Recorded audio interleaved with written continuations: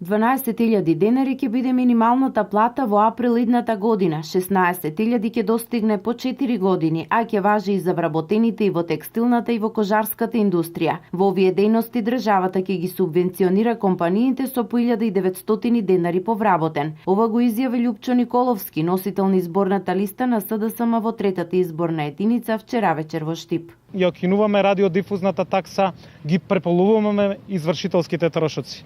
Во секое семејство ќе остануваат повеќе пари, во секој семеен буџет ќе има повеќе средства. Го враќаме животот и во Штип, го враќаме животот и во Македонија. Источниот регион е најзасегнат со невработеноста, ниските плати и масовното иселување на младите. Програмата на СДСМ нуди решенија за овие проблеми, како и за проблемите на земјоделците.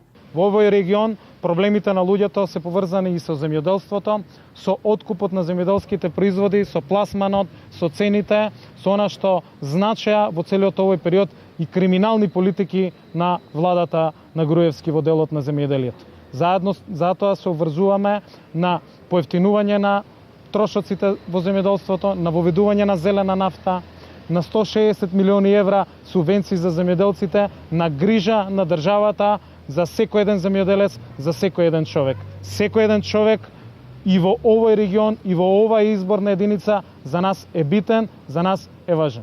Изборите на 11 декември мора да бидат фер и демократски, без обид за подкупување на гласачите од страна на нито една партија, истакна Николовски на вчерашната средба со граѓаните на Штип.